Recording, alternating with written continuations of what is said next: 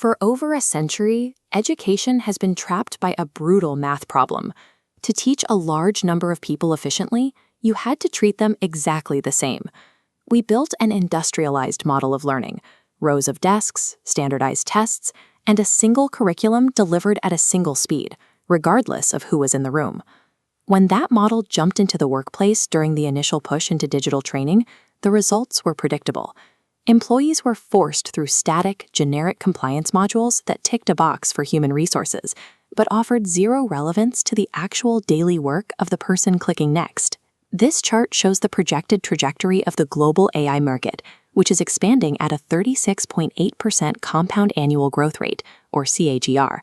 CAGR is a metric that represents the steady, annualized rate of return of an investment or market over a specific time period. That massive financial engine is pouring directly into enterprise software. Today, artificial intelligence can ingest a technical manual and instantly spit out a tailored course outline.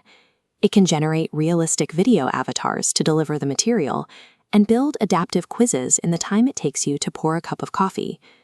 If a machine can build, translate, and deliver a comprehensive training module from scratch in under a minute, it forces a very uncomfortable question. Are the people currently employed to design and manage corporate learning about to be replaced? The most successful organizations aren't firing their training departments. They are doing the exact opposite. By offloading the robotic tasks of content generation to machines, they are creating the space to double down on human connection, mentoring, and complex problem solving. This shift relies on a specific workflow. Modern learning and development teams are adopting a human-AI collaboration framework that divides the labor into 4 distinct steps: human strategy, AI creation, human refinement, and hybrid adaptation. Within that creation phase, the system uses machine learning and natural language processing. Natural language processing is a branch of AI that allows computers to understand, interpret, and generate human language. By ingesting thousands of performance reviews and daily workflow metrics, the AI can instantly map out exactly where an organization's skill gaps actually are. Once the gaps are mapped, the machine acts as a high-speed draft generator. It spins up highly personalized learning paths for individual employees and translates those technical documents across dozens of languages simultaneously.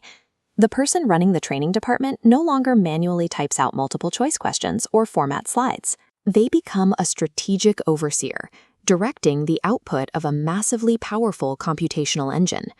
For the employee taking the training, this technology introduces adaptive learning. The coursework becomes a dynamic environment, reacting to the user in real time.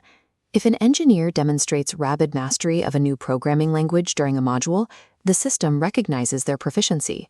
It automatically strips out the beginner lessons and skips ahead to advanced material, keeping them engaged and challenged. Conversely, if a new manager struggles with a conflict resolution scenario, the AI detects the hesitation. It pauses to offer alternative explanations, curates new reading materials, or provides targeted micro-video lessons. Every single person in the company receives their own dedicated 24/7 tutor that knows exactly how they learn best. After a century of compromise, we can finally achieve deep individual personalization at a truly massive enterprise scale. But treating this technology as a hands-off, automated solution is a recipe for disaster.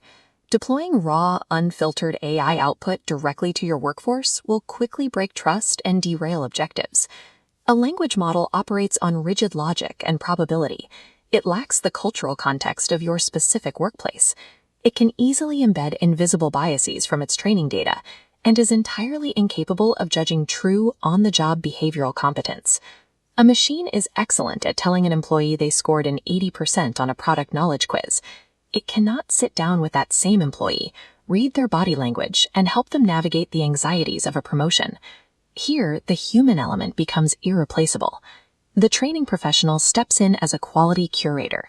They take the lightning-fast drafts generated by the machine and inject empathy, nuance, and specific organizational values before anything reaches the staff. Algorithms handle the mechanics of information delivery perfectly, but aligning that information with actual human ambition, motivation, and career growth requires contextual intelligence that only a person can provide.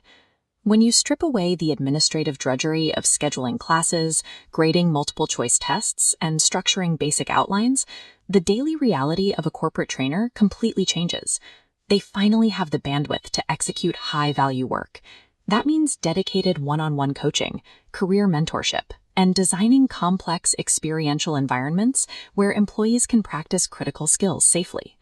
Because the machine has made the actual creation of content incredibly cheap and instant, the old ways of measuring success are dead.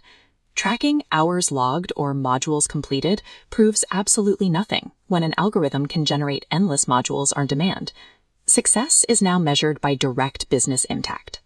Training professionals must prove their worth by drawing a straight line between their initiatives and measurable increases in sales performance, employee retention, and strategic return on investment. You have to stop looking at this technology as a threat to your livelihood and start treating it as an essential co-pilot. That means opening the tools today and experimenting. It requires upskilling your own digital fluency and proactively redesigning your daily workflows to let the software do the heavy lifting.